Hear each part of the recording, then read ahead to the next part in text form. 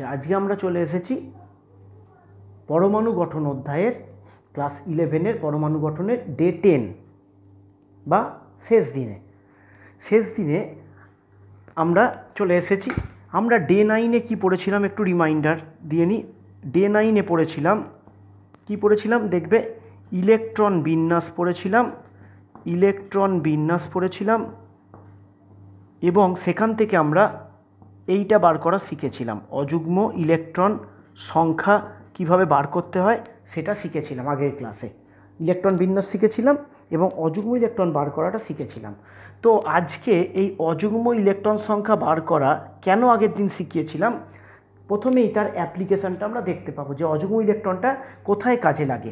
আজকে প্রথমেই আমরা সেটা দেখতে পাবো, ঠিক আছে? তো আগেই বলে রাখি যে আজকে প্রথম যে টপিকটি আমরা নিয়ে আলোচনা করব, প্রথম টপিকটা হচ্ছে চৌম্বক ভ্রামক। প্রথমেই আমরা বলবো চৌম্বক ভ্রামক এবং তারপরে আমরা চলে যাব ম্যাগনেটিক প্রপার্টি নিয়ে, ঠিক আছে? ম্যাগনেটিক প্রপার্টি নিয়ে। তো প্রথমে আমরা বার করব চৌম্বক ভ্রামক, এটা আমরা পড়ব। তো প্রথমেই বলে রাখি যে পরমাণুর গঠন চ্যাপ্টারে কিন্তু চৌম্বক ভ্রামকটি ইলাবোরেটলি নেই। তো যতটা অংশ লাগবে আমি ততটা এই চ্যাপ্টারে করিয়ে দিচ্ছি। বাকিটা আমরা রাসায়নিক বন্ধন যে চ্যাপ্টারটা ক্লাস 11-এ আছে সেখানে পড়ব কিছুটা, এবং রাসায়নিক বন্ধন চ্যাপ্টার ক্লাস 11-এ যে চ্যাপ্টারটা আছে সেখানে কিছুটা পড়ব, এবং এরপরে যে ম্যাগনেটিক প্রপার্টি পড়ব সেটা কিন্তু ক্লাস 12-এর প্রথম অধ্যায় সলিড স্টেট, সেখানে কিন্তু আরও ডিটেলসে আছে। এখানে তোমরা যদি বই ঘাঁটো দেখবে খুব একটা বেশি ইনফরমেশান হয়তো এই চ্যাপ্টারে পাবে না। তো আমি চেষ্টা করছি অনেকটা ইনফরমেশান দিয়ে দেওয়ার, যাতে এই আজকের প্রথম যে টপিকটা সেখান থেকে কিন্তু জেইই বা নিট এই লেভেলে কিন্তু প্রচুর এমসিকিউ হতে পারে। তো সেই এমসিকিউগুলো করতে যাতে কোনো বাধা না সৃষ্টি হয় তার জন্য আমরা যতটা বলার ততটা এই চ্যাপ্টারে বলছি। তো প্রথমেই চৌম্বক ভ্রামক এই কিভাবে বার করা হয় আমরা সেটা শিখব, যে চৌম্বক ভ্রামকের মান আমরা বার করব কি করে।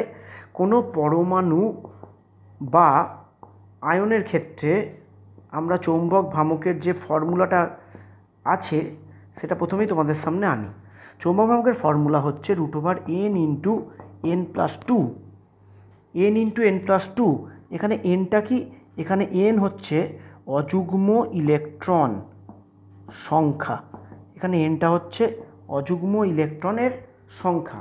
কার অযুগ্ম ইলেকট্রনের সংখ্যা?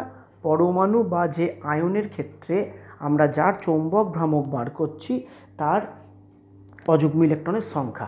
আচ্ছা, চৌম্বক ভ্রামকের একক হচ্ছে বোর ম্যাগনেটন। ফিজিক্সেও তোমরা নিশ্চয়ই পরবর্তীকালে চুম্বকের চ্যাপ্টারে, ম্যাগনেট চ্যাপ্টারে পড়বে। তো চৌম্বক ভ্রামকের একক হচ্ছে বোর ম্যাগনেটন, বিএম, ঠিক আছে? তো এই চৌম্বক ভ্রামকটা দেখো, তোমাদের কাছে এই চৌম্বক ভ্রামকের মানটা বার করা এখন আর কোনো ব্যাপার নয়। যে একটা পরমাণু বা আয়নের চৌম্বক ভ্রামকের যদি আমরা মান বার করতে চাই তাহলে দেখো সেটা কোনো ব্যাপার নয়। ধরো আমাদের বার করতে দিল এফি পরমাণুর, তো এফি পরমাণুর ইলেকট্রন বিন্যাস কি? এফি তো 26। তো এফি পরমাণুর যদি ইলেকট্রন বিন্যাস করি 1s2 2s2 2p6 3s2 3p6, এই গেল আমার 18 18 আর 2-এ 20 20 আর 6-এ 26। এগুলোকে যদি বক্স করতে বলেছিলাম, কেন বলেছিলাম আজকে নিশ্চয়ই বুঝতে পারছো। বলেছিলাম এইটা বার করার জন্য, অযুগ্ম ইলেকট্রন বার করার জন্য। তাহলে 1 2 3 4 5 6, তাহলে এখানে অযুগ্ম ইলেকট্রন কতগুলো হলো দেখো, এখানে অযুগ্ম ইলেকট্রন হলো 4টে। তাহলে এফির ক্ষেত্রে চৌম্বক ভ্রামকের মান মিউ ইকুয়াল টু হবে √4 × 4 + 2 ইজ ইকুয়াল টু কত হবে? 4 6 24, √24 বোর ম্যাগনেটন। তাহলে আমরা কি করতে পারবো? যে কোনো পরমাণু বা আয়নের যদি অযুগ্ম ইলেকট্রন সংখ্যা বার করতে পারি তাহলে খুব সহজেই এই ফর্মুলার দ্বারা আমরা তার চৌম্বক ভ্রামকের মান বার করতে পারবো। এটা বার করাতে যেন কোনো জড়তা না থাকে, পরিষ্কার যেন স্ট্রেট ফরওয়ার্ডভাবে বার করতে পারো। আমি অবশ্যই যে বাড়ির কাজটা দেবো, অ্যাসাইনমেন্টটা দেবো, সেখানে নিশ্চয়ই এই ধরনের কিছু কোশ্চেন আমি দিয়ে দেবো, ঠিক আছে? জয়েন্টে এরকমও কোশ্চেন আসতে পারে যে নিচের কোন আয়নটির ক্ষেত্রে চৌম্বক ভ্রামকের মান বেশি বা কোন আয়নটির ক্ষেত্রে চৌম্বক ভ্রামকের মান কম। তো আমরা প্রথমেই কি শিখলাম? চৌম্বক ভ্রামকের মান কিভাবে বার করতে হয় সেটা শিখলাম। আগের দিন অযুগ্ম ইলেকট্রন সংখ্যা কীভাবে বার করতে হয় শিখিয়ে দিয়েছি। তাহলে সেই সংখ্যাটা এখানে পুট করলেই তোমরা চৌম্বক ভ্রামকের মান কি বার করে ফেলতে পারবে। ঠিক আছে, তো চৌম্বক ভ্রামকের মান বার করে ফেলার ফলে আমরা দেখো এবার দুটো সিনারিও জেনারেট করতে পারে। কি হতে পারে? চৌম্বক ভ্রামকের মান কি হতে পারে? দুটো হতে পারে।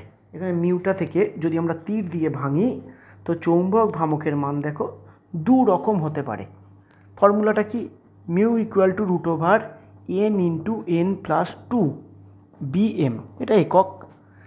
তো খেয়াল করে দেখো কোনো পরমাণু বা আয়নের অযুগ্ম ইলেকট্রন সংখ্যা, এটা হচ্ছে এনটা হচ্ছে অযুগ্ম ইলেকট্রন সংখ্যা, এটা কি হতে পারে? এটা তো নেগেটিভ হতে পারে না। এরকম কি হতে পারে যে কোনো পরমাণু বা আয়নে -5টা ইলেকট্রন আছে? সেটা হতে পারে না। তাহলে কি হতে পারে? অযুগ্ম ইলেকট্রন সংখ্যাটা 0 হতে পারে, অযুগ্ম ইলেকট্রন সংখ্যাটা কোনো সংখ্যা হতে পারে, 1 হতে পারে, 2 হতে পারে, 3 হতে পারে, 4 হতে পারে, 0 হতে পারে। এরমও তোমরা দেখেছো যে কোনো একটা মৌল বা আয়নের অযুগ্ম ইলেকট্রন নেই। আগের দিন নিশ্চয়ই করতে গিয়ে বাড়িতে দেখেছো যে কারোর হয়তো অযুগ্ম ইলেকট্রনই নেই, আবার কারোর হয়তো অযুগ্ম ইলেকট্রন 1টা আছে, 2টো আছে, 3টে আছে, 4টে আছে। ঠিক আছে, তো এখানে দেখো দুটো সিনারিও জেনারেট আমাদের করবে। হয় মিউ এর মান থাকবে বা মিউ এর মান 0 হবে। দুটো কেস অ্যারাইজ করতে পারে। মিউ এর, এখানে যদি লিখি মিউ এর মান কি কি হতে পারে? যদি দেখো যদি এন এর মান 0 বসাই, 0 ইন্টু 0 প্লাস 2, তাহলে 0কে 2 দিয়ে গুণ করলে √0 হবে, সেটা 0 হচ্ছে। তাহলে হয় কোনো মৌল বা আয়নে অযুগ্ম ইলেকট্রন সংখ্যা নাও থাকতে পারে, আবার 1টা থাকতে পারে, 2টো থাকতে পারে, 3টে থাকতে পারে। তাহলে মিউ ইকুয়াল টু 0 হতে পারে, মিউ ইকুয়াল টু > 0 হতে পারে। তো > 0 মানে কি 0.2, 0.4, 1.3 এরম যাও হতে পারে। তো দেখো মিউ এর মান কখন 0 হবে? মিউ এর মান তখনই 0 হবে যখন কি হবে? যখন n সমান 0 হবে। n সমান 0 কখন হবে? অর্থাৎ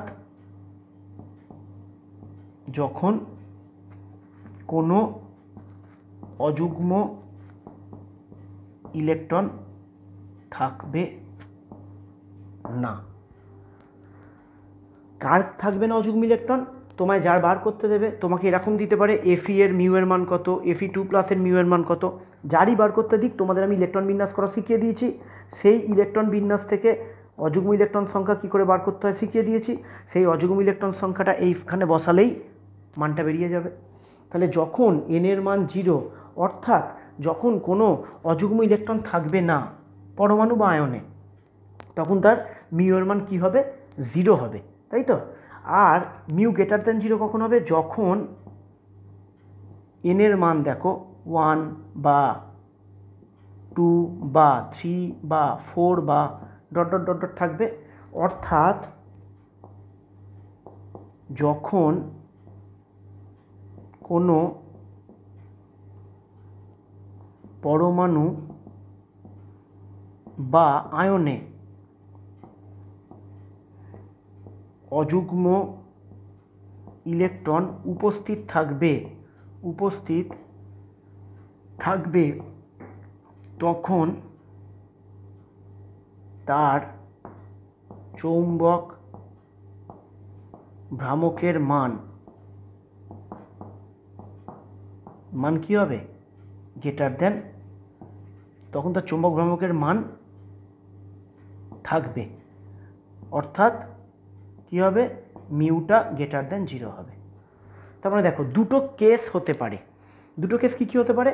আমি যদি শুরুতে চলে আসি অযুগ্ম ইলেকট্রন সংখ্যা দিয়ে, তাহলে তোমরা আগের দিন যে অযুগ্ম ইলেকট্রন সংখ্যাগুলো বার করেছো দেখবে কোনো পরমাণু বা আয়নে হয় অযুগ্ম ইলেকট্রন আছে বা অযুগ্ম ইলেকট্রন নেই।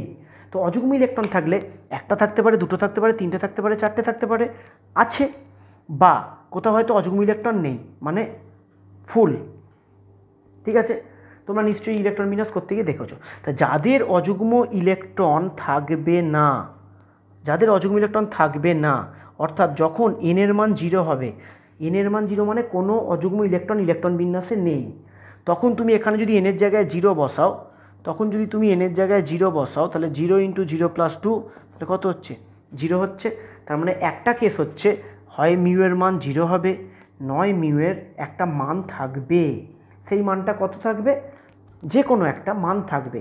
সাপোজ ধরো অযুগ্ম ইলেকট্রন যখন ধরো n সমান 1, যখন n সমান 1 তখন মিউ সমান কত হচ্ছে বলো?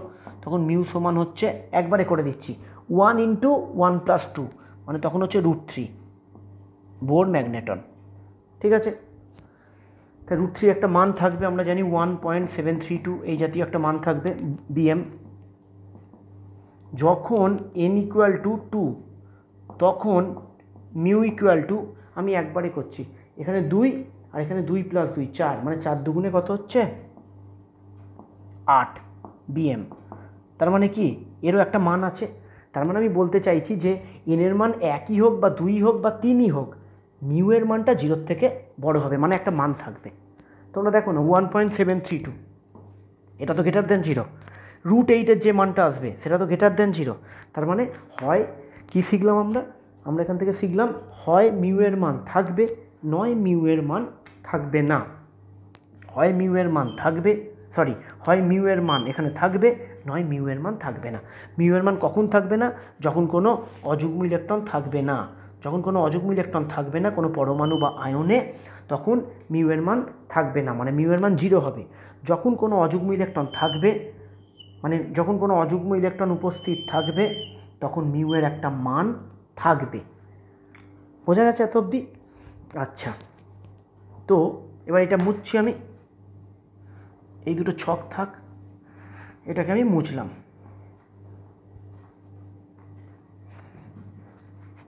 এগুলো আমরা সবই বার করছি কোনো পরমাণু বা আয়নের ক্ষেত্রে কি ঘটনা ঘটবে সেইটা।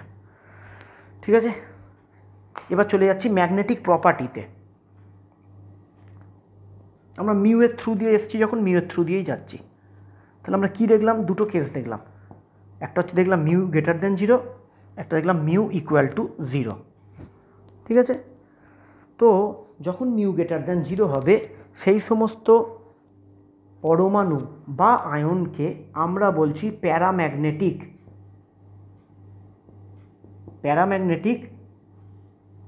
পদার্থ। মানে প্যারাম্যাগনেটিক যদি পরমাণু দেয়, প্যারাম্যাগনেটিক যদি ক্যাটায়ন দেয়, যদি মিউ এর মান >0 হয়, তাদেরকে আমরা বলি প্যারাম্যাগনেটিক, বাংলায় হচ্ছে পরাচুম্বকীয়।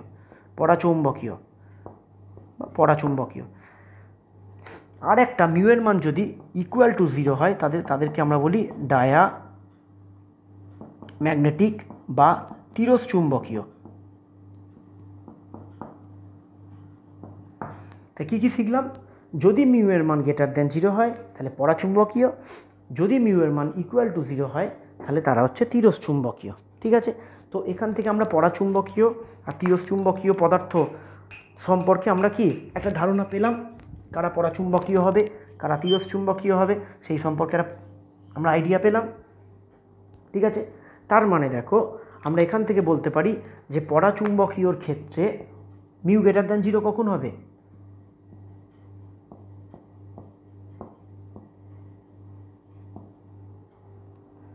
মানে যাদের অযুগ্ম ইলেকট্রন আছে, অযুগ্ম ইলেকট্রন থাকলে মিউ এর মান >0 হবে, তাদেরকে আমরা বলবো পরাচুম্বকীয়। তিরস্চুম্বকীয় কারা হবে? দেখো মানে এখানে কি এনটা কি হচ্ছে? >0 হচ্ছে, মানে এটার একটা মান থাকছে, মানে অযুগ্ম ইলেকট্রন থাকছে। n >0 মানে কিন্তু 0.1 বা 0.2 এরকম কিন্তু নয়, কারণ তোমরা জানো অযুগ্ম ইলেকট্রন মানে কি? গোটা ইলেকট্রন, একটা বা দুটো বা তিনটে, যাই হোক। তাহলে এনের যখন মান থাকবে, আমি n > 0 লিখলাম না, যখন অযুগ্ম ইলেকট্রন থাকবে তখন মিউ এর মান থাকবে, তখন তাদেরকে আমরা বলবো পরাচুম্বকীয়। আর তিরস্চুম্বকীয় হচ্ছে যখন অযুগ্ম ইলেকট্রনের মান 0 হবে, মানে এদের কি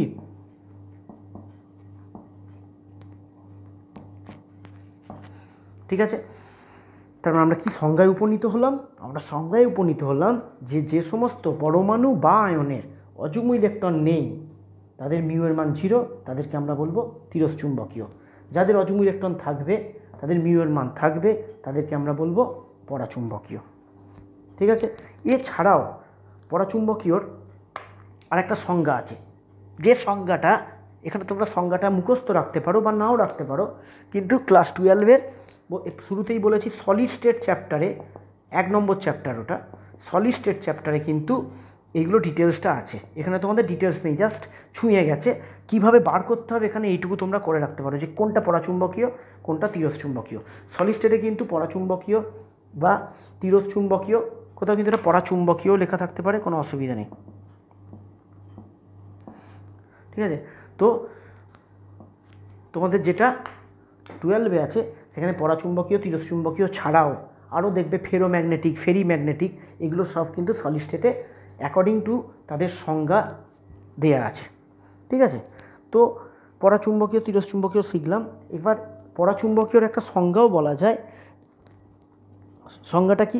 সংজ্ঞাটা দুরকমভাবে বলতে পারি। এক বা একাধিক অযুগ্ম ইলেকট্রন সমন্বিত অণু, পরমাণু বা আয়ন। এক বা একাধিক অযুগ্ম ইলেকট্রন সমন্বিত, আমি কি বললাম, যাদের অযুগ্ম ইলেকট্রন থাকবে, সেটা পরমাণু হতে পারে, সেটা অণু হতে পারে, সেটা আয়ন হতে পারে। অণুর অযুগ্ম ইলেকট্রনটা এখন আমরা বার করা শিখিনি, যেটা আমরা রাসায়নিক বন্ধনে শিখব, কিন্তু আমরা পরমাণু বা আয়নের অযুগ্ম ইলেকট্রন সংখ্যা বার করা শিখেছি।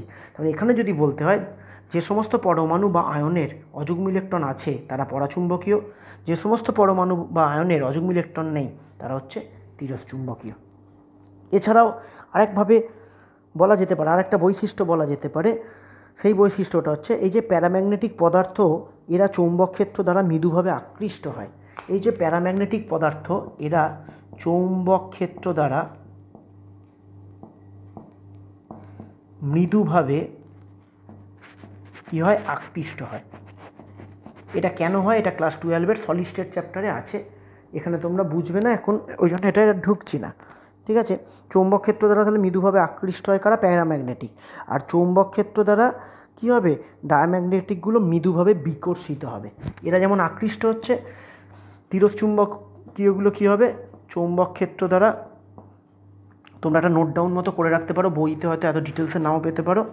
চৌম্বক ক্ষেত্র দ্বারা মৃদুভাবে বিকর্ষিত হবে,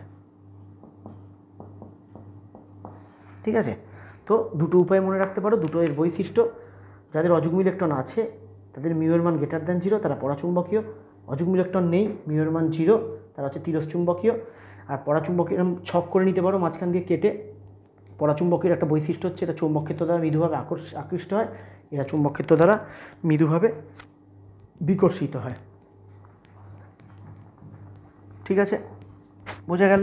তাহলে কারা পরাচুম্বকীয় কারা তিরস্চুম্বকীয় পরিষ্কার বোঝা গেছে। আমি আরেকবার একটু রিপিট করছি, দেখো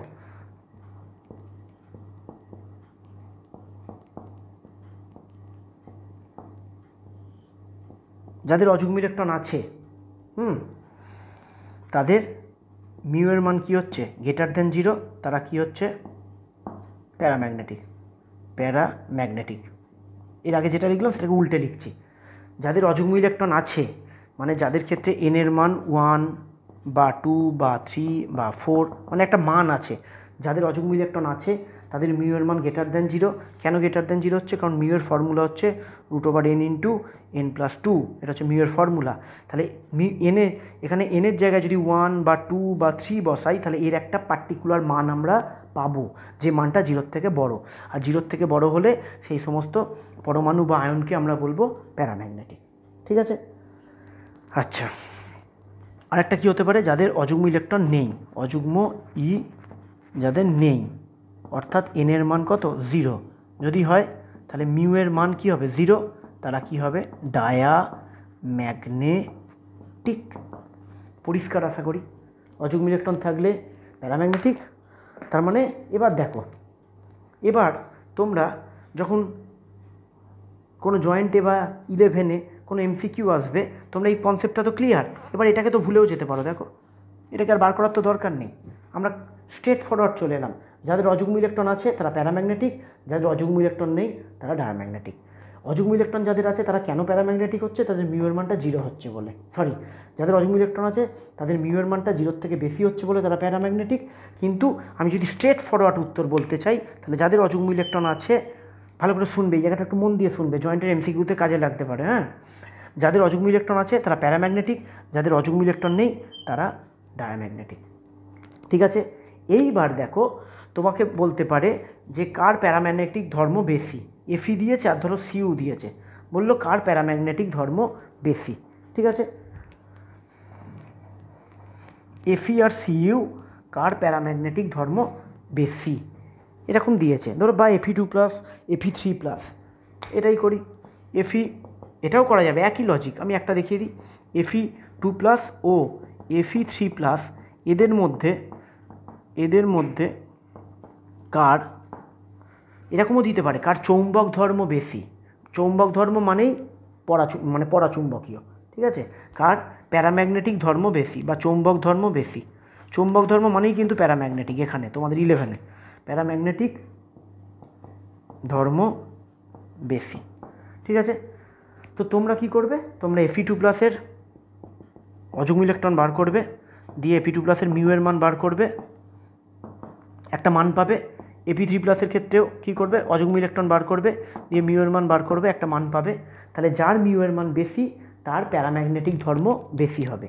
যার, নোট ডাউন করে নেবে, যার মানে যদি আয়ন দেয় আয়ন, যদি পরমাণু দেয় পরমাণু, মানে যার ক্ষেত্রে মিউ এর মানটা বেশি হবে তার ক্ষেত্রে পরাচুম্বকীয় ধর্ম বা প্যারাম্যাগনেটিক ধর্ম বা চৌম্বক ধর্ম তার ক্ষেত্রে বেশি হবে। এবার একটা জিনিস লক্ষ্য করো, ধরো এমসিকিউ দিয়েছে জয়েন্টে, বারবার বলছি আমি, জয়েন্টে যখন এমসিকিউ দেবে, জয়েন্টের জন্য যারা রেডি হবে বা যারা কোনো পরবর্তীকালে কম্পিটিটিভ এক্সামের জন্য রেডি হবে, তারা কিন্তু এই জায়গাগুলো একটু করে ফোকাস করতে হবে। হ্যাঁ, জয়েন্ট, নিট বা জেই বা কোনো এন্ট্রান্স, কারণ শুধু তো নিট জেই হয় না, তোমরা কোথাও কোনো ভালো কলেজ থেকে কেমিস্ট্রি অনার্স পড়ার জন্য এন্ট্রান্স দিতে পারো, যেমন প্রেসিডেন্সিতে এন্ট্রান্স হয়, এছাড়াও অনেক জায়গায় হয়। তো যাই হোক, তো যখন এন্ট্রান্সের জন্য রেডি হবে, তোমার এরকম এমসিকিউ দিতে পারে যে নিচের কোনটির চৌম্বক ধর্ম সবথেকে বেশি, নিচের কোনটির চৌম্বক ধর্ম সবথেকে বেশি। মেন জিস্ট যেটা বলতে চাইছি সেই পয়েন্টটা কিন্তু ক্যাচ করতে হবে। হ্যাঁ, নিচের কোনটির চৌম্বক ধর্ম সবথেকে বেশি, এরম দিয়েছে ধরো। ঠিক আছে, তো তোমরা কি করবে, প্রত্যেকটার অযুগ্ম ইলেকট্রন বার করবে এবং প্রত্যেকটার মিউ এর মান বার করবে। কিন্তু এটা করলে আমার টাইম নষ্ট হবে। ঠিক আছে, ভালো করে দেখো, একটা formula, mu equal to root over N into N plus two, এটা হচ্ছে mu equal to root over N into N plus two. তাহলে এবার দেখো, ধরো এর অযুগ্ম ইলেকট্রন বেরোলো 5টা বা এর 4টে, এর 5টা, এরকম ধরো অযুগ্ম ইলেকট্রন বেরোচ্ছে। তা তোমার এখানে মানটা বসিয়ে দেখার কি কোনো প্রয়োজন আছে? নেই। কেন? এই সমীকরণে দেখো, এই সমীকরণটায় তুমি যদি খেয়াল করো, তাহলে খেয়াল করো, এন এর মান বেশি হলে মিউ এর মান বেশি হবে। খাতায় সব তুলে নেবে লাইনগুলো। এন এর মান বেশি হলে মিউ এর মান বেশি হবে, এন এর মান বেশি হলে মিউ এর মান বেশি হবে। মিউ এর মান বেশি হলে পরাচুম্বকীয় ধর্ম বা প্যারাম্যাগনেটিক ধর্ম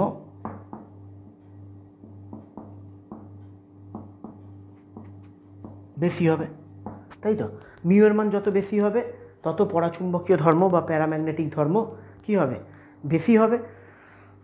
তো আমি যদি এখান থেকে যদি ভালো করে দেখো, এন এর মান যত বেশি হবে মিউ এর মান, এই যে সমীকরণে যদি এনের জায়গায় 2 বসাও, তাহলে 2 × 2 + 2 করলে যা হবে, 3 × 3 + 2 করলে নিশ্চয়ই মানটা বেড়ে যাবে, 4 × 4 + 2 করলে নিশ্চয়ই বেড়ে যাবে। তার মানে এন এর মান বাড়লে মিউ এর মান বাড়বে। তার মানে আমি যদি এই লাইনটাকে মুছে দিই, মিউ এর মান বেশি হবে, সরি এটা মুছে ফেললাম,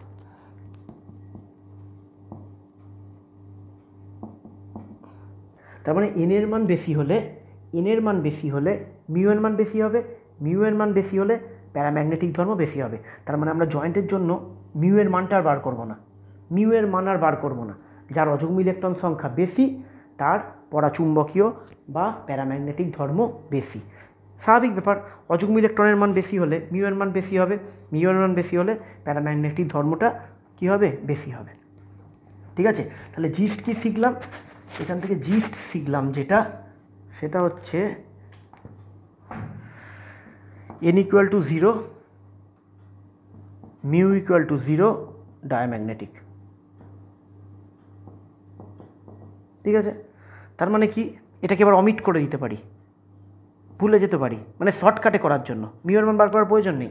এন এর মান 0 হলে ডায়াম্যাগনেটিক, মানে অযুগ্ম ইলেকট্রন না থাকলে ডায়াম্যাগনেটিক। আচ্ছা, এন যদি গ্রেটার দেন 0 হয় দেন কি হবে, মিউ গ্রেটার দেন 0, এটা হলো। আর এখান থেকে এটা লিখতে পারি অযুগ্ম ইলেকট্রন সংখ্যা বৃদ্ধি পেলে চৌম্বক ধর্ম বা প্যারাম্যাগনেটিক ধর্ম কী হয়, ভালো হবে বা বেশি হবে। ঠিক আছে, তো আশা করি ম্যাগনেটিক ধর্ম তোমরা পরিষ্কার বুঝতে পেরেছ। বাড়িতে অবশ্যই কাজ দিয়ে দেবো। ম্যাগনেটিক ধর্ম আমাদের হয়ে গেল। আচ্ছা, এবার আমরা চলে যাব আজকের দ্বিতীয় টপিক, ডি ব্রগলির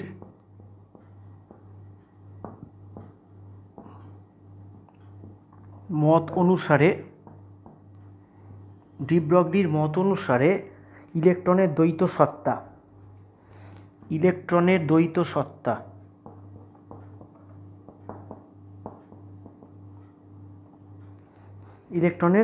দ্বৈত সত্তা ডি ব্রগলির মত অনুসারে ইলেকট্রনের দ্বৈত সত্তা। ঠিক আছে, তো এখানে দেখো, যখন ডি ব্রগলি দেখান কি, যখন কোনো ইলেকট্রন বা ওই জাতীয় কোনো ক্ষুদ্র কণিকা, মানে এইভাবে যে ইলেকট্রনটা নিউক্লিয়াসকে কেন্দ্র করে নিউক্লিয়াসের চারিদিকে ঘুরছে, তখন ডি ব্রগলি দেখান যে ইলেকট্রনের তখন দুটো ক্যারেক্টার থাকবে। দ্বৈত সত্তা মানে ইলেকট্রনটা তখন দুটো ক্যারেক্টার ইলেকট্রনটার মধ্যে থাকবে, একটা হচ্ছে কণা ধর্ম আর একটা হচ্ছে তরঙ্গ ধর্ম।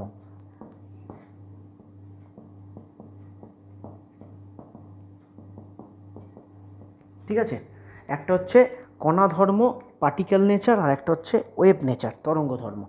বা এই জাতীয় যদি কোনো কণা এরকম ঘুরতে থাকে, তাহলে উনি প্রথম দেখান যে এই কণাটির মানে ইলেকট্রনের ক্ষেত্রে কী হবে, দুটো ধর্ম একসাথে বিরাজ করবে, একটা কণা ধর্ম একটা তরঙ্গ ধর্ম।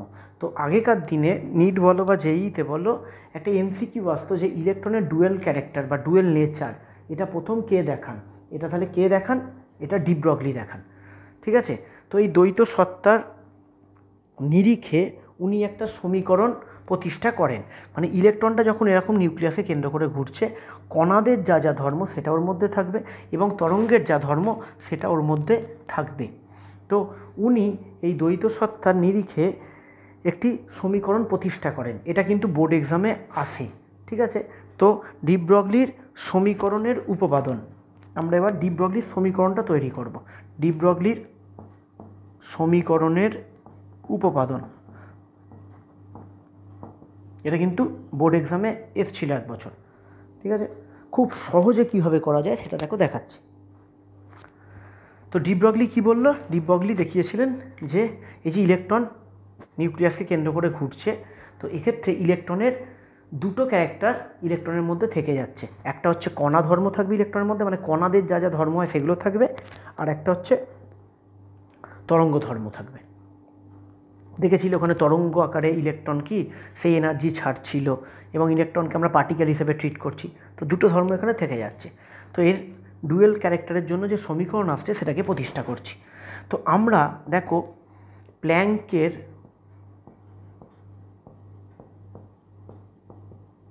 প্ল্যাঙ্কের কোয়ান্টাম তত্ত্ব থেকে দেখবে আমরা জেনেছিলাম কি E equal to H new.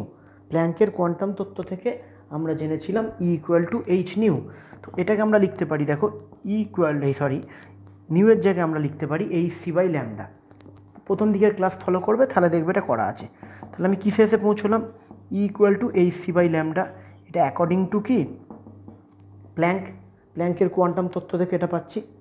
ঠিক আছে, তাহলে ই ইকুয়াল টু এইচ নিউ পেয়েছিলাম, দেখবে সেই ফোটন আকারে এনার্জি নিশ্চিত হয়, সেখান থেকে পেয়েছিলাম ই ইকুয়াল টু এইচ নিউয়ের জায়গায় আমরা দেখিয়েছিলাম সি বাই ল্যামডা। তাহলে এখানে কোনটা কি নিশ্চয় আর বলতে হবে না, তরঙ্গ দৈর্ঘ্য, কম্পাঙ্ক, আলোর বেগ, তাহলে এই সি বাই ল্যামডা এটা পেলাম প্ল্যাঙ্কের কোয়ান্টাম তত্ত্ব থেকে। আর একটা আইনস্টাইন থেকে আমরা কি পাই, আইনস্টাইন কি বলে গেছেন, E equal to MC square. তাহলে আইনস্টাইন বলে গেছেন E equal to MC square. তাহলে দুটো সমীকরণ পেলাম, দুটোই হচ্ছে E equal to H C by lambda equal to MC square. এবার 1 আর 2 নম্বরকে আমরা ইকুয়াল করে দিচ্ছি। তাহলে ইকুয়াল করে দিলে কী পাচ্ছি, H C by lambda equal to MC square, বা এখান থেকে একটা সি যদি কেটে যায় এমসি, বা ল্যামডা ইকুয়াল টু কী পাচ্ছি, H by MC, H by MC. ঠিক আছে, এখানে সিটা কি, আলোর গতিবেগ। তার মানে এই যে সমীকরণটা ডি ব্রগলি প্রতিষ্ঠা করলেন, এটা কার ক্ষেত্রে, এটা দেখা যায় ফোটনের ক্ষেত্রে। এবার উনি দেখিয়েছিলেন যে ফোটনের মতো ওই রকম যদি গতিশীল বস্তু, তীব্র বেগে যদি কোনো গতিশীল বস্তু থাকে, যেমন ইলেকট্রন, ঠিক আছে, এটা হচ্ছে আলোর গতিবেগ, এটা ফোটনের ক্ষেত্রে এলো। এবার ইলেকট্রনের গতিবেগ ধরো যদি ভি হয়, তাহলে এই সমীকরণটা কি কনভার্ট হয়ে গেল,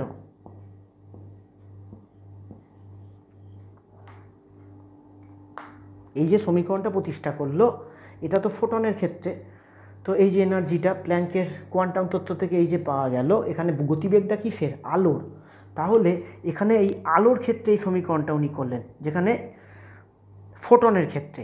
তো এখানে দেখা যায় যে যদি ফোটনের মতোই কোনো তীব্র বেগে অন্য কোনো পার্টিকেল এরম ঘোরে, যেমন ইলেকট্রন, তার ক্ষেত্রে সবই এক থাকবে, শুধু এখানে আলোর গতিবেগ হয়েছিল, এখানে হয়ে যাবে সেই কণা, মানে সেই যে ইলেকট্রনটির গতিবেগ। যদি ইলেকট্রনের গতিবেগ ভি হয়, তাহলে এখানে এমসির জায়গায় হয়ে গেল এমভি, দুটো একই। এখানে মাঝে যে লেখাটা লিখতে হবে সেটা বই থেকে একটু লিখতে হবে, এবং এটা প্রতিষ্ঠা করতে দিলে এই কথাগুলো একটু লিখতে হবে, যে আমরা প্ল্যাঙ্কের কোয়ান্টাম তত্ত্ব থেকে পাই বলে এটা লিখবে। তারপর লিখবে আমরা আইনস্টাইনের মানে থিওরি থেকে পাচ্ছি ইকুয়াল টু এমসি স্কোয়ার, এই লেখাগুলো একটু বই থেকে মেনটেন করবে। দিয়ে এখানটায় কিন্তু বইয়ের লেখাটা একটু লিখতে হবে, এখানটায় লেখার পর এই সমীকরণটাকে এটায় কনভার্ট করে দেবে। ঠিক আছে, মানে এটা হচ্ছে যে কোনো পার্টিকেলের ক্ষেত্রে, আর এটা হচ্ছে কেবলমাত্র ফোটনের ক্ষেত্রে। এখানে গতিবেগটা দেখো আলোর, আর এখানে গতিবেগটা যার বার করছি তার ক্ষেত্রে। তাহলে আমরা ডি ব্রগলির সমীকরণ কী পেলাম, এটা প্রতিষ্ঠা করতে দেয়, কী পেলাম, আমরা পেলাম lambda equal to H by M V, বা lambda equal to H by P. পিটা কি, পি হচ্ছে ভরবেগ, মানে তরঙ্গ দৈর্ঘ্য ইকুয়াল টু প্ল্যাঙ্কের কনস্ট্যান্ট ডিভাইডেড বাই ভরবেগ। তাহলে lambda equal to H by P, যেখানে পিটা হচ্ছে কি, পিটা হচ্ছে ভরবেগ। ঠিক আছে, তো এই সমীকরণ থেকে তোমরা কিন্তু জয়েন্টেও মাঝে মাঝে এমসিকিউ দেয়, বা এখান থেকে তোমাকে অঙ্ক দিতে পারে। ঠিক আছে, তো যদি অঙ্ক দেয় তোমাকে কি করবে, অতি অবশ্যই বেগটা দিয়ে দেবে। যদি ইলেকট্রনের ক্ষেত্রে দেয় ইলেকট্রনের বেগটা দিয়ে দেবে, ইলেকট্রনের মাসও সাপ্লাই করবে, এবং এইচের মানও তোমায় দেখবে পরীক্ষার কোশ্চেনে দেওয়া থাকবে, বা আমি বলতে পারি তোমরা এইচের মানটা একটু মুখস্থ করে যেতে পারো, এইচের মানটা মুখস্থ করে যাওয়াই ভালো। ঠিক আছে, তো যদি এই রকম মান সাপ্লাই করে দেয়, তাহলে সেখান থেকে তোমায় তরঙ্গ দৈর্ঘ্য বার করতে দেবে। এমন কিছু ব্যাপার নয়, আমি অবশ্যই বাড়িতে এই সংক্রান্ত দু একটা অঙ্ক দিয়ে দেবো, এই ফর্মুলায় জাস্ট বসাবে। একটা ব্যাপার খেয়াল রাখবে, যেন প্ল্যাঙ্কের ধ্রুবকটা যদি জুল সেকেন্ড এককে বসাও, মানে এসআই এককে বসালে ভিটা কিন্তু এসআই এককে বসাবে, এমটাও কিন্তু এসআই এককে বসাবে, বা সবগুলো সিজিএস এককে বসাবে। সব থেকে ভালো কাজ হবে তোমরা এইচের মানটা সিজিএস এবং এসআইএ খাতায় অঙ্ক করার আগে লিখে রেখে দেবে, বই থেকে নোট ডাউন করে লিখে রেখে দেবে। তাতে যদি অঙ্কতে নাও দিয়ে দেয়, তাহলে তোমাদের কি খুব একটা প্রবলেম কিছু হবে না। বোঝা গেছে?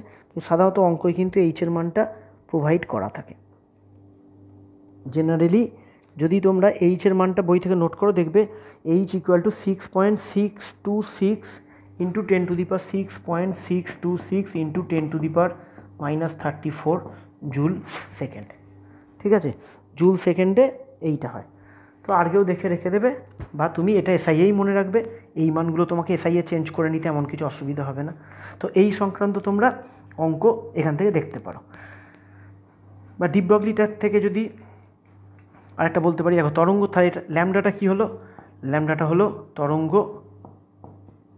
দৈর্ঘ্য, ল্যামডাকে টুকু এইচ বাই এমভি, এমভিটা এখানে কি, এমভিটা এখানে ভরবেগ।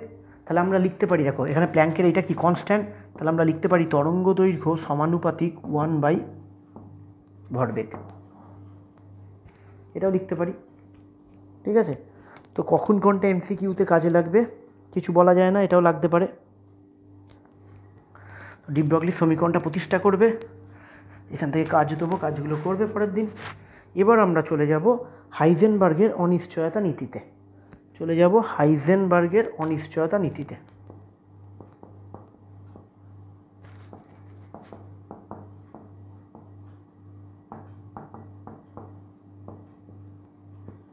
হাইজেনবার্গের অনিশ্চয়তা নীতিতে চলে যাব। ঠিক আছে, আগে এটা দেখো, একটা সোজা এক্সাম্পল দিয়ে তোমাদের বোঝাই। এটা কিন্তু বোঝানোর এক্সাম্পল, এর সাথে তফাৎ আছে, বোঝাচ্ছি কি, যে ধরো এখানে তুমি, ওই স্টার দেওয়াটা হচ্ছে তুমি একটা মাঠকে এইভাবে প্রদক্ষিণ করছো, মানে মাঠটাকে কেন্দ্র করে ঘুরছো, এটা হচ্ছে তুমি। ঠিক আছে, মাঠটাকে কেন্দ্র করে ঘুরছো। এবার আমাকে বলা হলো যে কোনো একটা নির্দিষ্ট সময়ে তোমার ভরবেগ মেজার করতে এবং সেই একই সময়ে তোমার অবস্থান মেজার করতে। আমাকে বলা হলো যে ওই পয়েন্টে তুমি যখন আছো তখন আমাকে ভরবেগ এবং অবস্থান এই দুটো মেজার করতে বলা হলো, পরিমাপ করতে বলা হলো, আর নির্ণয় করতে বলা হলো। আমি এই টাইমে যখন তোমার বেগটা বার করে বা ভরটা ক্যালকুলেট করে, ভর এবং বেগ এই দুটোর মানকে, বেগটাকে এই মুহূর্তে ক্যালকুলেট করে যখন ভরবেগের মানটা বার করলাম, তখন দেখলাম তুমি ছুটে এখানে চলে এসছো, কারণ তুমি তো তীব্র গতিবেগে ঘুরছো।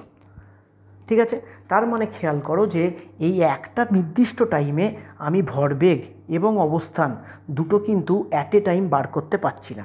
আমি ধরো তোমার অবস্থানটা ডিনোট করছি যে তুমি এখানে আছো, যেই ভরবেগ মাপতে যাচ্ছি আমি দেখছি তুমি আবার এখানে চলে এসছো। তার মানে কি হলো, তার মানে যদি কোনো গতিশীল আণুবীক্ষণিক কণা, যেমন অণু হতে পারে, পরমাণু হতে পারে, ইলেকট্রন, এদের অবস্থান এবং ভরবেগ একই সঙ্গে, মানে এবার আমি চলে যাচ্ছি, আমার থেকে চলে যাচ্ছি একটা আণুবীক্ষণিক কণা, মানে ধরো এটা ইলেকট্রন আছে বা অণু আছে। ঠিক আছে, তো যাদের ক্ষেত্রে দেখা যাচ্ছে যে ভরবেগ এবং অবস্থান একই সময়ে নির্ভুলভাবে বার করা সম্ভব নয়। মানে যে উদাহরণটা দিচ্ছিলাম যে এই পজিশানে আমার অবস্থান এবং ভরবেগ দুটো নিখুঁতভাবে কিন্তু বার করা যাবে না। তো আণুবীক্ষণিক কণার ক্ষেত্রেও একই ঘটনা, যে কোনো একটা নির্দিষ্ট সময়ে বা নির্দিষ্ট সময়ে ভরবেগ এবং অবস্থান এই দুটোকে একসাথে নির্ভুলভাবে পরিমাপ করা কি সম্ভব নয়। এই দুটো যদি পরিমাপ করতে চাই তাহলে দেখা যাবে যে ভরবেগ, জোর জবস্তি যদি পরিমাপ করতে চাই তাহলে দেখা যাবে ভরবেগ পরিমাপের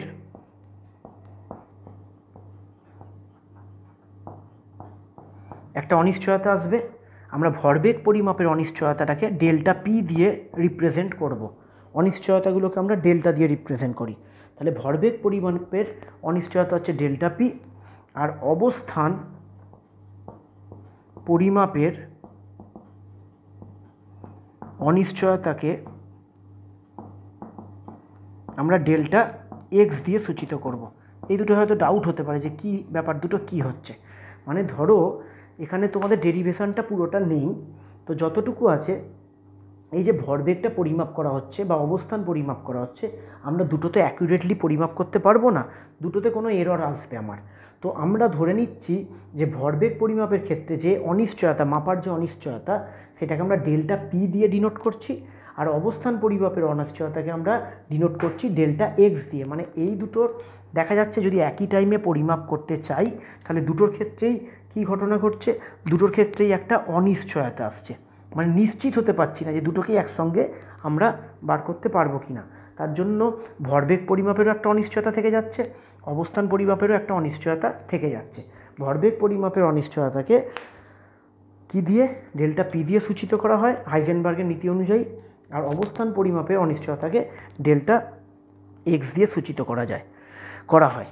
তো হাইজেনবার্গ দেখিয়েছিলেন যে ডেল্টা পি মানে ভরবেগ পরিমাপের অনিশ্চয়তা এবং অবস্থান পরিমাপের অনিশ্চয়তা, এদের গুণফলের মান h/4 এর সমান বা বড় হয়।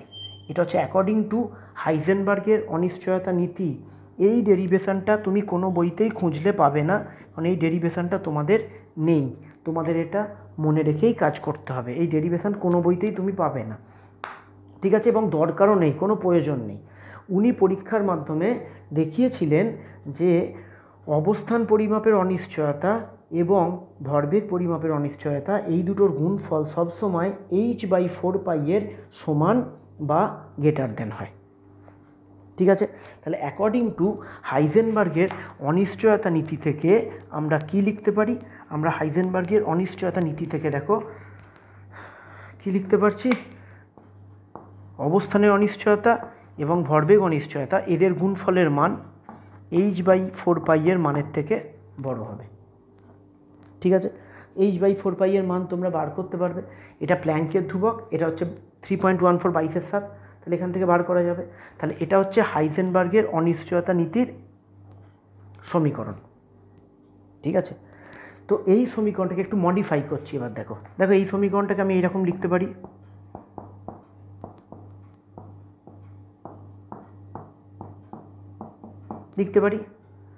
কেন লিখতে পারি? পি মানে কি?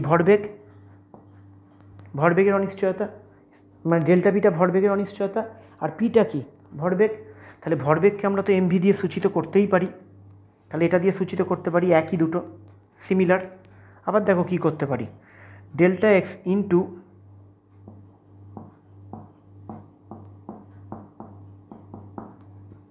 করতে পারি। এটা কেন করতে পারি? কারণ দেখো ডেল্টা, সাধারণত ডেল্টা দিয়ে কি আমরা এই অনিশ্চয়তাগুলো বোঝাচ্ছি। তাহলে যখন আমরা ভরটা মেজার করব, ভরের তো অনিশ্চয়তা আসবে না, কারণ ভরটা তো ফিক্সড, ইলেকট্রনের ভর তো ফিক্সড। তাহলে ইলেকট্রনের ভর তো আর পাল্টাবে না। তাহলে ইলেকট্রনের ভর যদি না পাল্টায়, তাহলে আমি ভরটাকে বাইরে নিয়ে চলে এলাম। বেগটা পাল্টাবে, মানে ভর পাল্টাবে না বলতে, এই যেখানে বেগের পরিমাপ করছি, তেমনি ভরের যখন পরিমাপ করব, তখন ভরটা তো আর ঘোরার সাথে সাথে চেঞ্জ হবে না, কিন্তু এই যে বেগটা নির্ণয় করছি, ডেল্টা ভিটা কি বোঝাচ্ছে? ডেল্টা ভিটা বোঝাবে বেগ নির্ণয়ের অনিশ্চয়তা। ভরবেগ তো আমরা ধুম করে মাপতে পারি না, ভরবেগ মাপতে গেলে আমাদের কিন্তু বেগ মাপতে হবে আর ভর মাপতে হবে। তাহলে পি এর জায়গায় প্রথমে আমরা কি বসিয়েছি? পি এর জায়গায় বসিয়েছি এমভি। এবার এখানে এমভির মধ্যে দেখা যাচ্ছে যে ইলেকট্রনের বা কোনো কণার এই মাসটা কনস্ট্যান্ট, মাসটা তো আর পাল্টাবে না, মাসটা বাইরে চলে এলো। এবার বেগটা পরিমাপের অনিশ্চয়তা হতে পারে, বেগ পরিমাপের ভুল ত্রুটি হতে পারে, কিন্তু আমাদের ভর পরিমাপের তো আর চেঞ্জ হবে না। তাহলে এমটা বাইরে এলো, ডেল্টা ভি হলো। তাহলে এবার ইকুয়েশানটা কি হয়ে গেল দেখো, delta x into delta V greater than equal to h/4πm। খাতায় তুলে রাখবো অতি অবশ্যই, বা বইতেও পেতে পারো। এই চারটে রূপ করে রাখাটা ভালো। কেন ভালো? কারণ কোনো এক বছর এমসিকিউতে দিয়েছিল যে চারটে রূপ, এই অপশানে চারটে রূপ, এর মধ্যে তিনটে রূপ থাকবে। ধরো কোশ্চেনে দিয়েছিল যে নিচের কোনটি হাইজেনবার্গের অনিশ্চয়তা নীতির সমীকরণ নয়। এবার অপশান এতে ধরো এইটা দেওয়া ছিল, অপশান বিতে এইটা দেওয়া ছিল, অপশান সিতে এইটা দেওয়া ছিল, এর সাথে আর একটা এমন দেওয়া ছিল যেটা হাইজেনবার্গের নীতি মানে না। মানে ধরো আমি সাপোজ বলে দিচ্ছি যে এখানে হয়তো ডেল্টা টি দিয়ে দিয়েছে, বা এখানে ডেল্টা এফ দিয়ে দিয়েছে, এরম দিয়ে দিয়েছে। তাহলে তোমাকে এইখান থেকে এতটা এই ডেরিভেশনটা করে রাখা ভালো। ছোট্ট জিনিস, কিছু নেই, পি এর জায়গায় এমভি বসালাম, এমটাকে বাইরে বার করলাম। কেন বার করলাম? কারণ এটা কণাটার ভরটার বার করতে কোনো অনিশ্চয়তা আসবে না, ওটাকে বার করে দিলাম। তাই ডেল্টা ভি হলো, এই এমটাকে তলার লাইনে কোনাকুনি নিচে নিয়ে চলে গেলাম। বোঝা গেছে? আচ্ছা, এবার যাই এখান থেকে কিরম অঙ্ক হতে পারে। এখান থেকে তোমাদের অঙ্ক হতে পারে, দেখবে তোমরা এইচের মানটা এখানে মনে রাখবে। একটু আগে লিখে দিলাম 6.626 ইন্টু 10⁻−34। তাহলে আমাদের এইচের মানটা জানা, পাই আমরা জানি কত, 3.14। তাহলে এই ডান দিকের পোর্শনটা পুরোটাই জানা। এবার তোমাকে হয় এটা বার করতে দেবে, এটার মান দিয়ে দেবে, কিংবা এটা বার করতে দেবে, এটার মান দিয়ে দেবে। যখন তোমায় দিয়ে দেবে, তখন তুমি যখন অঙ্কটা করবে, তখন কিন্তু তোমরা ইকুয়াল টু ধরে করবে, ঠিক আছে? তো এই সমীকরণে বুঝতেই পারছো, এটা জানা, এটাও জানা, এই দুটোর মধ্যে একটা জানা দেবে, একটা অজানা দেবে। এই দিতে পারে অঙ্ক, একদম সিম্পল অঙ্ক, আর একটা দিতে পারে এই ফর্মুলার অঙ্ক। এটা আর এটা একই। কী দিতে পারে? যদি তুমি অঙ্কয়ে দেখো যে অবস্থানের অনিশ্চয়তা দেয়া আছে, তার সাথে তোমায় বার করতে বলেছে ভরবেগের অনিশ্চয়তা, তাহলে তুমি এই ফর্মুলায় বসাবে। ভরবেগ থাকলে পি দেওয়াটাতে বসাবে। আর যদি তুমি দেখো যে অবস্থানের অনিশ্চয়তার মান দেয়া আছে, তোমাকে বেগের অনিশ্চয়তার মান বার করতে বলেছে, বেগ, তখন কিন্তু আমরা এই ফর্মুলাটায় বসাবো।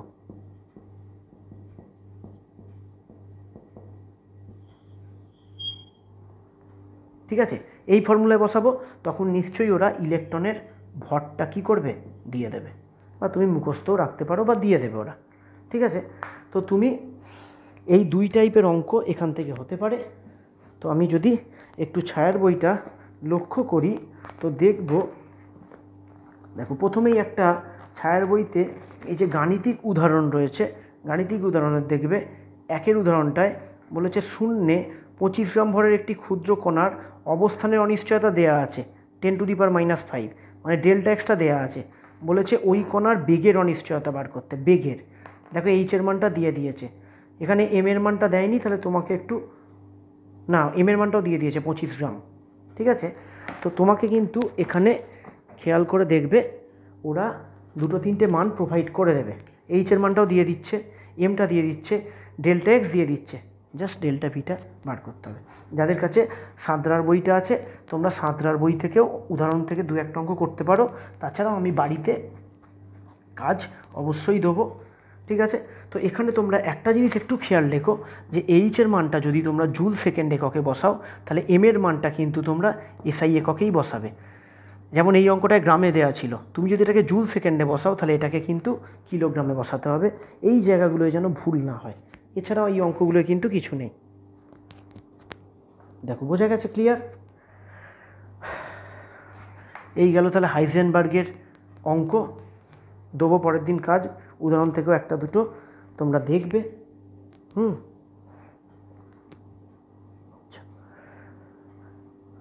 এবার আমরা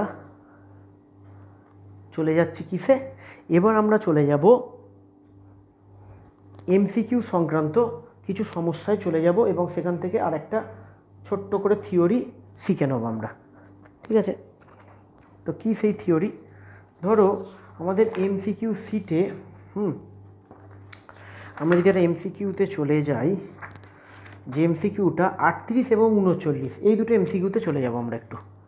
38 আর হচ্ছে এমসিকিউ নাম্বার 39, এই দুটো এমসিকিউতে প্যারালালি এই দুটো এমসিকিউ আমরা করব।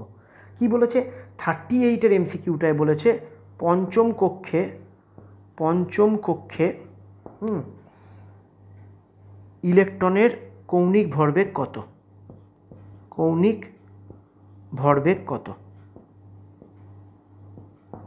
আচ্ছা, এখানে আমরা বলে নিই, এখানে আমরা তোমাদের একটু শেখাচ্ছি কৌণিক ভরবেগ বার করা।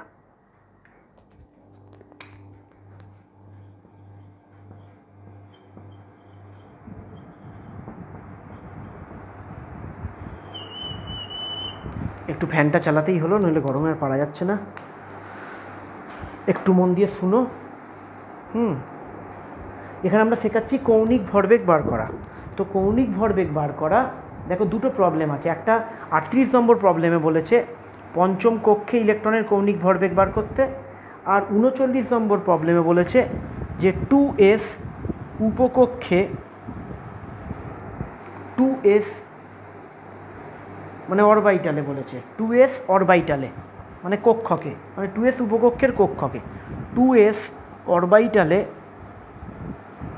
ইলেকট্রনের কী বার করতে বলেছে? কৌণিক ভরবেগ বার করতে বলেছে।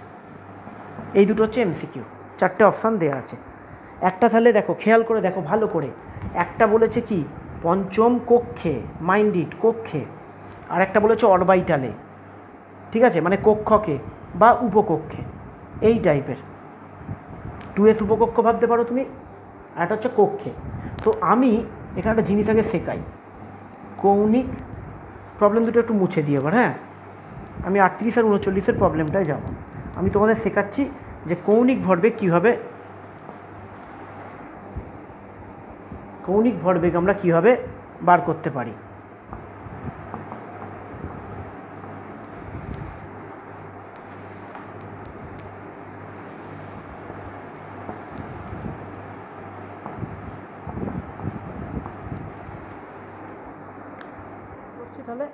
কৌণিক ভরবেগ বার করছি। ঠিক আছে, তো তোমাদের একটা জিনিস আমি তোমাদের সুবিধার্থে এইভাবে শেখাচ্ছি, দুরকম পদ্ধতি শিখিয়ে দিচ্ছি। যদি তোমাদের দু টাইপের এমসিকিউ হতে পারে, তোমাকে বললো কোনো কক্ষে কৌণিক ভরবেগ, ইলেকট্রনটা কোনো কক্ষে ঘুরছে এরম দিয়ে দিয়েছে, বা তোমাকে বলে দিল অমুক উপকক্ষে, অমুক উপকক্ষে, বা অনেক সময় অরবাইটাল কথাটাও দেয়। ঠিক আছে, বা এরকম অরবাইটাল কথাটাও দিতে পারে যে 4s অরবাইটাল। দুটো কৌণিক ভরবেগ যদি তোমার ইলেকট্রনের বার করতে দেয়, তাহলে তোমার এরম বলতে পারে যে ইলেকট্রনটা পঞ্চম কক্ষে ঘুরছে, ইলেকট্রনটা চতুর্থ কক্ষে ঘুরছে, এরম দিতে পারে। আদারওয়াইজ দিতে পারে যে ইলেকট্রনটা 3s উপকক্ষে আছে, ইলেকট্রনটা 3p অরবাইটালে আছে, এই টাইপের দিতে পারে। আচ্ছা, যদি কক্ষে দেয় তাহলে কি ফর্মুলায় বার করবো আমরা? তোমরা চলে যাও বোরের প্রথম স্বীকার্য, ওখানে দেখবে আমরা পড়েছিলাম কৌণিক ভরবেগ mvr ইকুয়াল টু nh/2π। খেয়াল করে দেখবে, এটা পড়েছিলাম কৌণিক ভরবেগ mvr ইকুয়াল টু আমরা পড়েছিলাম nh/2π। তাহলে যদি কক্ষের ক্ষেত্রে বলে, এটা কৌণিক ভরবেগ mvrটা বার করেছিলাম, এটা ফিজিক্সের ম্যাটার। mvr ইকুয়াল টু বলা হয়েছিল nh/2π। তাহলে যদি কোনো কক্ষে কৌণিক ভরবেগ বার করতে বলে, তাহলে কৌণিক ভরবেগের ফর্মুলা হচ্ছে nh/2π। কক্ষে যদি কৌণিক ভরবেগ বার করতে বলে, তাহলে তার ফর্মুলা হচ্ছে nh/2π।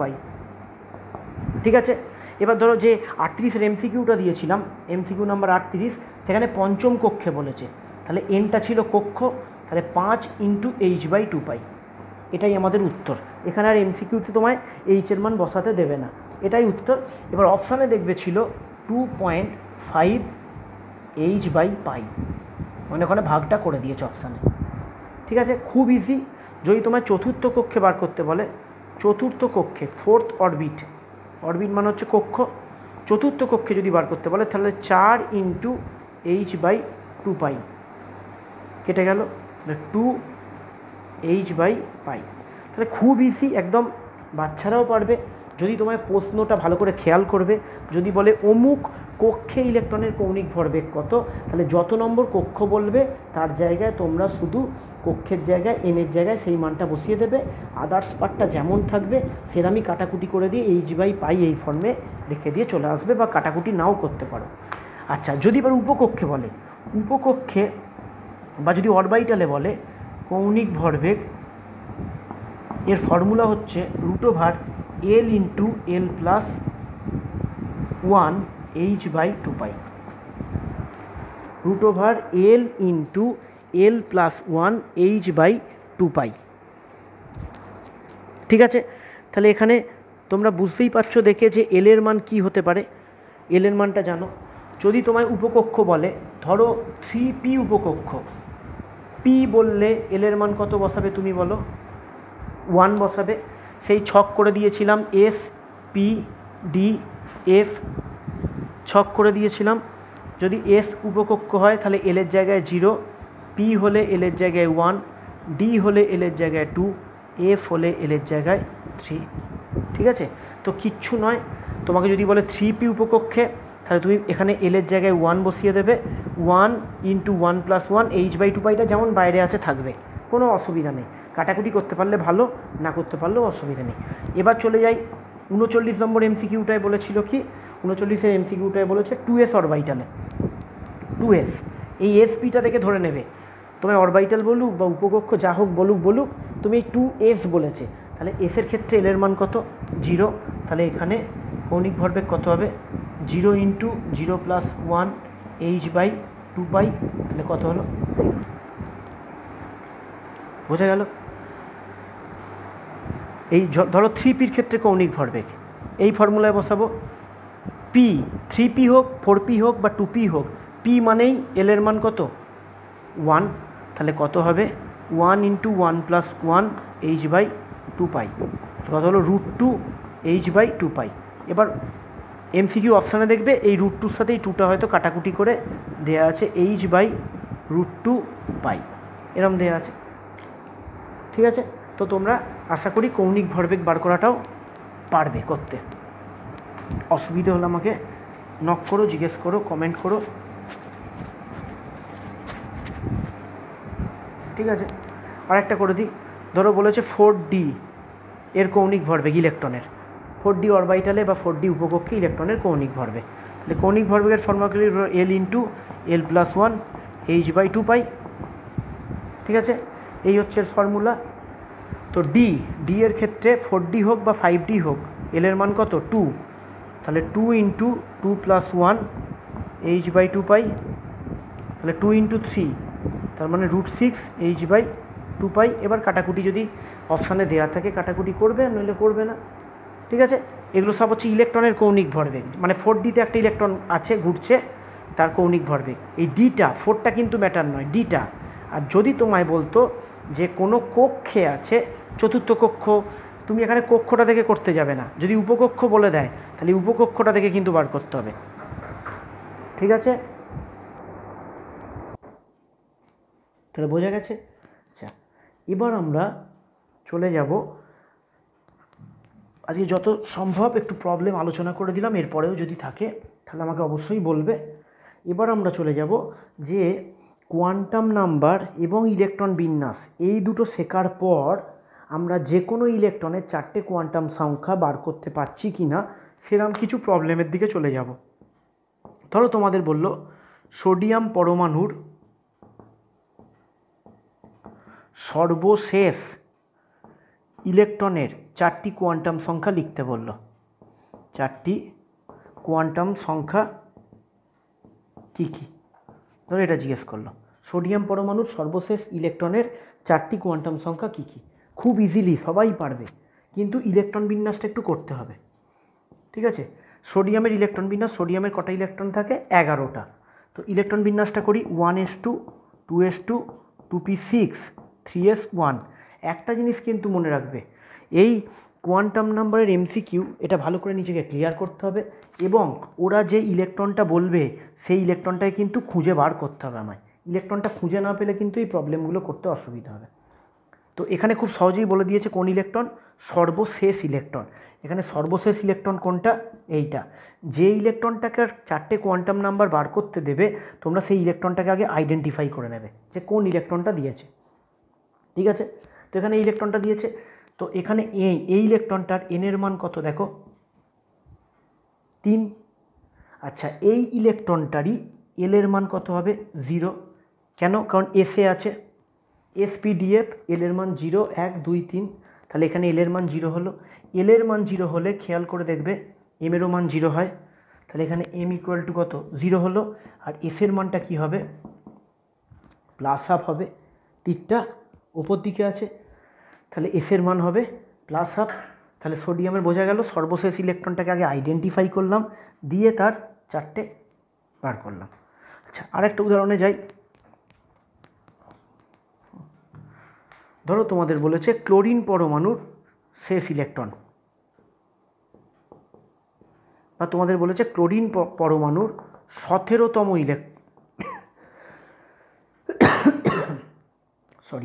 ক্লোরিন পরমাণুর ধরো বলেছে 17তম ইলেকট্রন, 17তম ইলেকট্রন।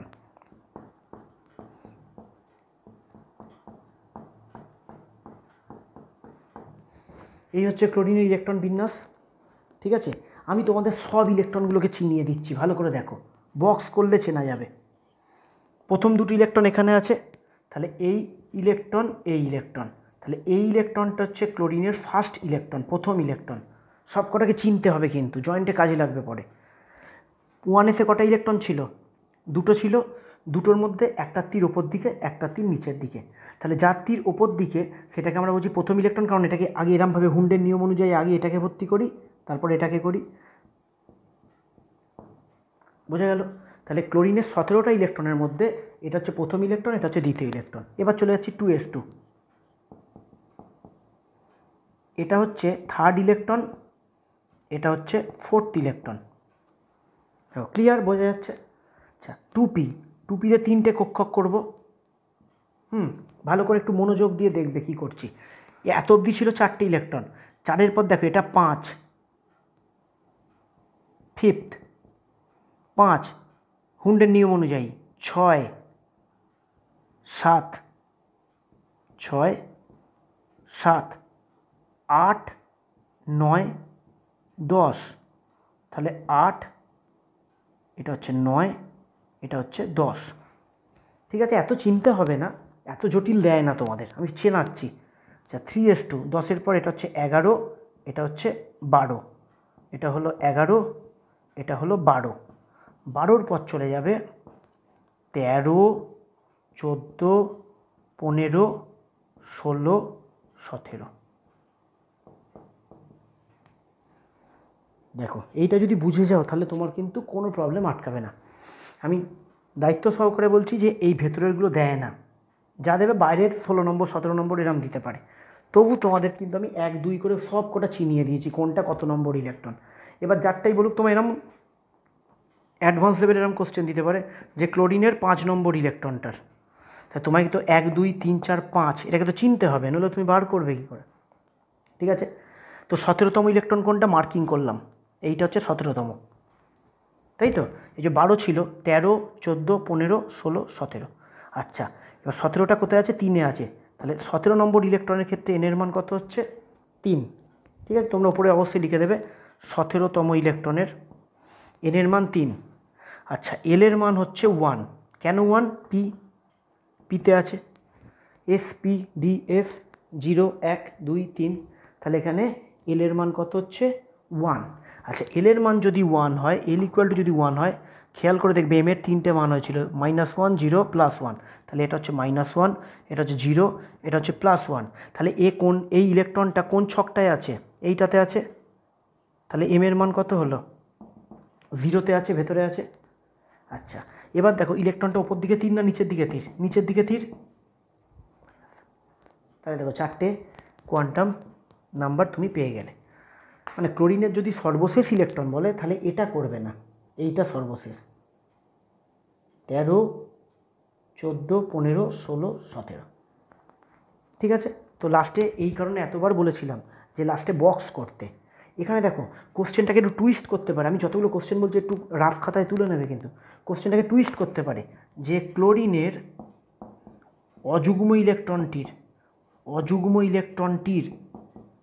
4টি কোয়ান্টাম নাম্বার। ক্লোরিনের তোমায় বললো অযুগ্ম ইলেকট্রনটির 4টে কোয়ান্টাম নাম্বার, তাহলে কিন্তু এইটা হবে,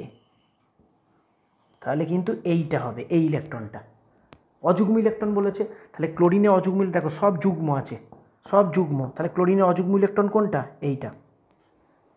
তাহলে অযুগ্ম ইলেকট্রনের 3টে কোয়ান্টাম নাম্বার বললে এবার তুমি চিনলেই বার করতে পারবে। দেখো এনের মান 3, কারণ 3p-তে আছে 3, p-তে আছে বলে এল এর মান কত? 1। আচ্ছা এম এর মানটা এখানে +1 হয়ে গেল, আর এসটা হয়ে গেল +12। বোঝা গেল? এটা হচ্ছে অযুগ্ম ইলেকট্রন, কোথায় আছে? 3p-তে আছে, তাহলে এন এর মান কত হলো? 3। আচ্ছা p-তে আছে তাই এল এর মান 1, আবার এল এর মান 1 হলে এম এর কটা মান হবে? -1 0 +1, -1 0 +1, এই যে এই বক্সটায় আছে, তাহলে এম এর মান কত হলো? +1, আর উপর দিকে তীর আছে, তাই কত হবে? +12 হবে। বোঝা গেল? তো আশা করি এবার তোমাদের যাই দিক তোমরা মোটামুটি করতে পারবে। আর একটা উদাহরণ দিয়ে দিই, আজকে যেহেতু শেষ হচ্ছে চ্যাপ্টারটা সব কমপ্লিট করে দিই। আচ্ছা আরেকটা উদাহরণ হচ্ছে, ধরো তোমায় বললো যে ক্রোমিয়ামের, হ্যাঁ আমাদের একটা এমসিকিউতে চলে যাই, এমসিকিউ নাম্বার 26 বলেছে ক্রোমিয়াম পরমাণুর জেড সমান 24 বলে দিয়েছে, ক্রোমিয়াম পরমাণুর ভূমিস্তরে এল সমান 1 এবং এল সমান 2 এর গৌণ কোয়ান্টাম সংখ্যার কতগুলো ইলেকট্রন আছে। ঠিক আছে, আচ্ছা আগে এর ইলেকট্রন বিন্যাসটা করি। আচ্ছা তার আগে বলি ভূমিস্তর কথাটা বলেছে কেন? ভূমিস্তর বলেছে এই কারণেই, আমরা যতগুলো ইলেকট্রন বিন্যাস তোমাদের শিখিয়েছি সব ইলেকট্রন বিন্যাস কিন্তু প্রত্যেকের ভূমিস্তর অবস্থায়, ভূমিস্তরের ইংরেজি হচ্ছে গ্রাউন্ড স্টেট। ঠিক আছে, কেন গ্রাউন্ড স্টেট অবস্থায়? এটা কারণ এখানে আমি বাইরে থেকে কোনো এনার্জি দিইনি, এগুলো সব নর্মাল গ্রাউন্ড স্টেট অবস্থায়। তো এইটা নিয়ে সেরকম চিন্তার কিছু নেই, ভূমিস্তর মানে যেগুলো তোমরা করেছো গ্রাউন্ড স্টেট মানে বাইরে থেকে এনার্জি দিইনি, নর্মাল অবস্থায় ইলেকট্রন বিন্যাস। কী হবে? 1s2 2s2 2p6 3s2 3p6 3p6। Chromium মনে রাখবে ব্যতিক্রম, এর আগেও বলেছি পরীক্ষায় কিন্তু ক্রোমিয়াম বা কপার দিতে পারে। 3p6-এর পর এখানে কিন্তু 4s2 হবে না, 4s1 3d5। ঠিক আছে, তো এবার কোশ্চেনে কি বলেছে? কোশ্চেনে বলেছে তোমায় যে ক্রোমিয়াম পরমাণুর জেড সমান 24-এ ভূমিস্তরে এল সমান 1 এবং এল সমান 2 এল সমান 1 এবং এল সমান 2 গৌণ কোয়ান্টাম সংখ্যার ক্ষেত্রে ইলেকট্রন সংখ্যা। দেখো সবকটাই করে দিই, বুঝতে সুবিধা হবে। এটা 1s এস আছে, তাহলে এখানে এল সমান কত? এসের ক্ষেত্রে এলের মান কত হয়? 0 হয়। কোশ্চেনটা বুঝতে হবে। 2s এগুলো সব প্রিভিয়াস ইয়ারের AIPMT বা নিটের কোশ্চেন। এখানেও এল সমান কী হয়? 0 হয়। 2p এর ক্ষেত্রে এলের মান কত হয়? 1। আমি সবগুলো করে দিলাম। এসের ক্ষেত্রে এলের মান 0, 3 হোক বা যাই হোক। পি এর ক্ষেত্রে এলের মান 1, ডি এর ক্ষেত্রে এলের মান 2, আবার এসের ক্ষেত্রে এলের মান 0। ঠিক আছে, এবার তোমায় কোশ্চেনে বলেছে যে এল সমান 1 আর এল সমান 2তে কতগুলো ইলেকট্রন আছে। মানে এল সমান 1 এটা, এল সমান 1 এটা, তাহলে এইটা আর এটা কতগুলো ইলেকট্রন আছে? এখানে 6টা, এখানে 6টা, তাহলে 6 + 6 সমান কত হলো? 12। আর একটা বলেছে এল সমান 2তে, এল সমান 2 কেবলমাত্র এটাই আছে, তাহলে এখানে কটা ইলেকট্রন আছে? 5টা। তাহলে যে অপশানটায় 12 আর 5 আছে সেটা উত্তর হবে। এই যে এইগুলো করলাম, বুঝতে পেরেছো? ওরা বলেছে যে ক্রোমিয়ামের এই যে ইলেকট্রন বিন্যাস আছে, সেই ইলেকট্রন বিন্যাসে এল সমান 1 এবং এল সমান 2 এই দুটো এলের মানে মোট কতগুলো ইলেকট্রন আছে। তাহলে এলের মান আমরা কি শিখেছি? আমরা শিখেছি এসের ক্ষেত্রে এলের মান কত? 0, পি এর ক্ষেত্রে এলের মান কত? 1, ডি এর ক্ষেত্রে এলের মান কত? 2, আর এফের ক্ষেত্রে এলের মান কত? 3। ঠিক আছে, এই শিখেছি। তাহলে এখানে 1s ছিল বলে আমি এলটাকে 0 করলাম, 2s ছিল, এলটা 0, 2p এলটা 1। তার মানে ওরা অরিজিনালি চেয়েছে কি বলো তো? পিতে কটা ইলেকট্রন আছে আর ডিতে কটা ইলেকট্রন আছে, এইটা ওরা চেয়েছে। এল সমান 1 মানে কি? পি, তাহলে 2pতে 6টা, 3pতে 6টা, মোট 6 6 12, আর 3dতে আছে 5টা। ডি এর ক্ষেত্রে এলের মান কত? 2, তাহলে এলের মান 2তে কটা ইলেকট্রন আছে? 5টা। আর কোথাও দেখো ডি নেই, তাহলে এখানে ডি এর ক্ষেত্রে এলের মান 2, 5টা। তাহলে অপশান হচ্ছে 12 আর 5 আমাদের রাইট অ্যান্সার। ঠিক আছে, তো এবার তোমাদের এখান থেকে আমি পরের দিন তো বেশ কিছু কোয়ান্টামের কোশ্চেন দেবই, যদি এরকম কোশ্চেন দেয়। এটা হচ্ছে ক্রোমিয়ামটা দিয়েই বলে দিই, তাহলেই হয়ে যাবে। ধরো তোমায় বললো ক্রোমিয়ামের বহিস্থ কক্ষের ইলেকট্রনের 4টে কোয়ান্টাম সংখ্যা। বহিস্থ কক্ষ বলেছে, তাহলে সব থেকে বাইরের কক্ষ কোনটা? 4 নম্বর কক্ষ। তাহলে বহিস্থ কক্ষের ইলেকট্রনের বক্স করে ফেলতে হবে। বহিস্থ কক্ষের ইলেকট্রনের 4টে কোয়ান্টাম সংখ্যা। তাহলে এখানে এন এর মান কত? 4, এল এর মান 0, এম এর মান 0, এসে আছে, হয়ে গেল। বোঝা গেল? তো এইভাবে তোমাদের কোয়ান্টাম নাম্বার এবং ইলেকট্রন বিন্যাস দিয়ে যদি কোনো এমসিকিউ দেয়, তুমি ঠান্ডা মাথায় আগে ইলেকট্রন বিন্যাসটা করবে, সেখান থেকে তোমরা করতে পারবে। তো এরপরে তোমাদের বাড়িতে অনেক কাজ থাকবে, কাজগুলি আমি সব বলে দেবো। এমসিকিউ সিটটা টোটালটা কমপ্লিট করতে হবে, এমসিকিউ সিটটা পুরো শেষ করতে হবে। এছাড়াও ইয়ারের কোশ্চেন অ্যান্সার করতে হবে। আমি সব কাজ টাইম টু টাইম বলে দেবো। এই কাজগুলি করতে গেলে তোমাদের অতি অবশ্যই আটকালে আমাকে জানাবে, আমি ওগুলোকে সলভ করে দেবো। ঠিক আছে, তো আজকে দেখি আর যদি কোনো এমসিকিউ আলোচনা করার মতো থাকে সিট থেকে, নইলে ক্লাসটা এখানে শেষ করব। একটা কোশ্চেন দিয়েছে যে এটা বাড়িতে পারবে নিশ্চয়ই। Sc স্ক্যান্ডিয়াম 3+ আয়নের কার্যকরী চৌম্বক ভ্রামক। তাহলে অযুগ্ম ইলেকট্রনটা বার করবে, দিয়ে আজকে শুরুতে যে ফর্মুলা করিয়েছিলাম μ = √n × n+2, সেখানে এটা করে ফেলবে। ঠিক আছে, দেখো একটা কোশ্চেন দিয়েছে 22-এর এমসিকিউটাতে, বলেছে কোনটিতে সর্বোচ্চ অযুগ্ম ইলেকট্রন আছে। তাহলে অযুগ্ম ইলেকট্রন বার করতে পারবে। এখানে Fe0 মানে নর্মাল Fe। ঠিক আছে, তো এবার এই ক্লাসটা ভালো করে দেখো, দেখার পর যেখানেই সমস্যা হবে আমার সাথে যোগাযোগ করবে। তো আমাদের এই ক্লাসটি আজকে এখানেই শেষ হচ্ছে। আর একটা কথা বলে রাখি যে শ্রোডিঞ্জার ইকুয়েশন আছে, ওটা আমি কোনো পরবর্তীকালে, ওটা এইচএসের 11-এর সিলেবাসে সেই অর্থে নেই, জয়েন্টে ওটা নিটে বা তুমি দেখতে পাবে ওর নিটে এর আগে ওখান থেকে কোনো মানে ওর ভেতরের কোনো এমসিকিউ আজ অবধি আসেনি। জাস্ট শ্রোডিঞ্জার সমীকরণ থেকে কোনো কোশ্চেন হতে পারে, তো ওটা পরবর্তীকালে আমি এখানে না ঢুকিয়ে একটা আলাদা ক্লাস করে আমি আপলোড করে দেবো। এবং লিঙ্কটা তোমাদের দিয়ে দেবো। তো তাহলে আজকের ক্লাসটা এখানেই শেষ হলো। পরবর্তী সময়ে আমরা আবার নতুন চ্যাপ্টার নতুন টপিক নিয়ে আসবো। অ্যাটমিক স্ট্রাকচারটা শেষ।